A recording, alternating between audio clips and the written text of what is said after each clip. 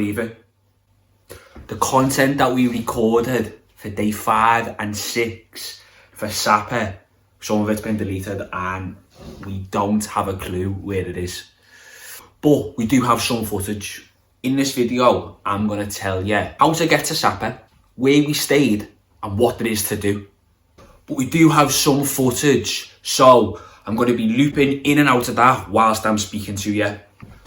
So, how to get to Sapa? Well, we travelled to Sapa from Hanoi, and what we done was we booked our minibus on a website called 12Go Asia, and this is the website that you can book all of your travel on if you're travelling anywhere in Asia. It's so good. We paid €33 from Hanoi to Sapa, and they picked us up directly outside of our hotel in Hanoi. If you didn't want to book it on 12Go Asia, there's so many places in Hanoi town centre where you can book your travel. It's so easy. They're all selling it, and some of them even do some trekking tours if you want to go there and trek for a few days. But in my honest opinion, I would go there and explore it yourself. It is amazing. We booked a VIP limo. Don't know what's VIP about it, but it was a 9-seater minibus, and to be fair, it was quite comfortable. You're going to be on this for 6 hours if you're travelling from Hanoi,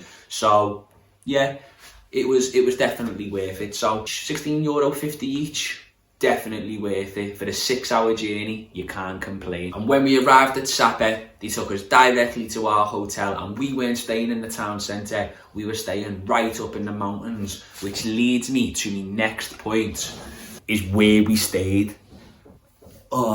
This hotel was, I don't think, it was amazing. It was out of this world, and we were used to staying in, you know, some not great hotels, clean, but they're not the best. But when we arrived here, wow. The name of the hotel is Sapa Eco Village and Spa. And you know what? I wish I had some videos of this hotel because it was insane. It is little bungalows in this little resort right in the mountains in Sapa, and it's just to die for. I'm going to put the link in the description for you to have a look at, and as you can see here, this is the booking.com page where you can go on and have a look as well. It's insane. Please at least have a look at it if you are considering going to Sapa and looking for somewhere to stay. So like I said, we stayed right up in the mountains when we went to Sapa. We didn't want to be in the Sapa town centre, and that's just because we wanted to kind of be away from everything and kind of see it from a different point of view and get away from all of the crowds. There's not that many crowds there in Sapa town anyway, to be honest with you, but it seems to be the place that most tourists stay. We wanted to kind of explore a little bit further and get out of the way, and honestly, so glad that we did. The staff there were just so accommodating. They were treating us like royalty. It was just, like I said, it was just absolutely out of this world. What we paid for 2 nights in the hotel that we stayed was $2,778,000, which sounds a lot of money, but it's not. It's 95 English pound for 2 nights, which is crazy. You're a millionaire when you go to Vietnam, basically, and the money is quite confusing, but definitely recommend the hotel that we stayed at. Please look it up. Finally, what is there to do in Sapa? Well, so I'm going to talk to you about what we actually done when we visited Sapa for 2 nights.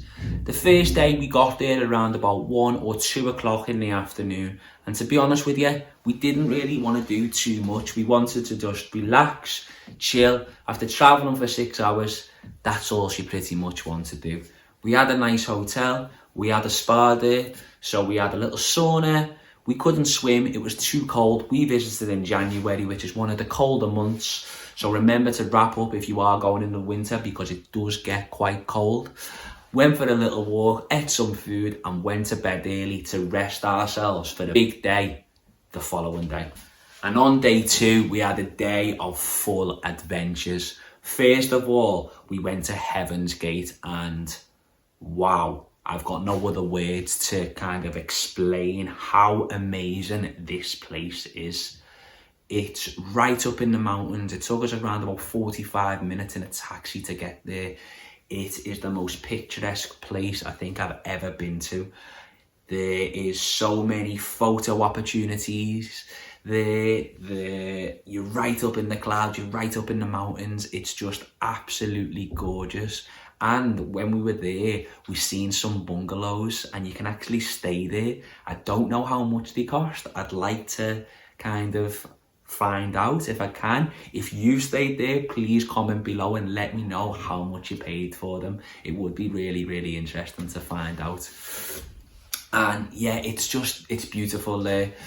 So if you do go to Sapa, make sure Heaven's Gate is on your itinerary, because I promise you, you will not regret it. It's such a fantastic and beautiful place. And then following on from Heaven's Gate, our taxi then took us to Cat Village, and wow, what a place this is. This is a very traditional village which is just outside of Sapa town centre. You can even walk there, to be honest with you, but be warned, it is very, very, very hilly.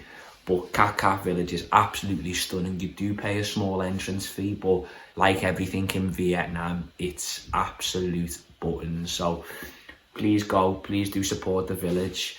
When you get there, you're greeted by very traditional Vietnamese people who do still live there. They've got shops in there, they've got cafes, they've got little restaurants. It's amazing, and definitely should be on your list to do when you go to Sapa.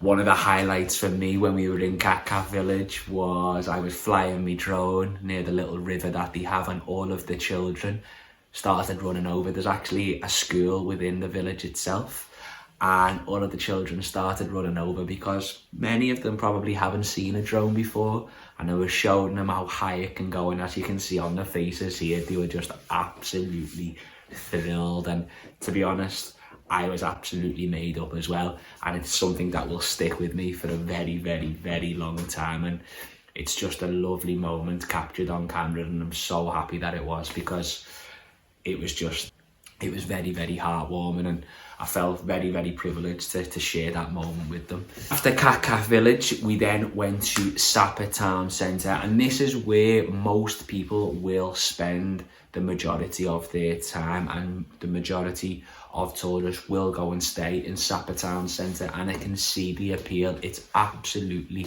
amazing. And when we were there, it felt like very European, very French, very Swiss when you're looking at all the buildings. And I'm just gutted we haven't got more content to show you what it actually looks like, but it is absolutely fantastic. All of these restaurants are kind of like 5 or 6 stories high with all fairy lights on outside. There's a lake in the middle of the town, and we just kind of spent a few hours there. We were chilling in a few bars, just watching the sunset. Then we went to get some food. There's a very, very amazing grand train station there, which we had a little look around. That seems to be the main tourist attraction in the town centre. And yeah, it's just a really, really nice place. The one thing that I would say about it though, and we didn't get bothered in the whole of Vietnam except for in Sapa, and they seemed to be harassing us about buying stuff. Children were coming up to us, very, very, very young children, around the age of 2, barely just starting to walk, coming up to us trying to sell us bracelets and stuff like that. And I understand that they do have to make the money, but when you tell them no, they were staying there for at least 5 minutes trying to convince you to buy something. And for me, that kind of did take the charm away from it. But equally so, I can see the reasons why they are doing it. But as a whole, it didn't affect my experience in Sapa whatsoever. Please let us know what you thought about this video. It's the first time we've done something like this, and it's always good to get your comments and feedback. So I hope it's been informative, and please remember to like, subscribe and comment.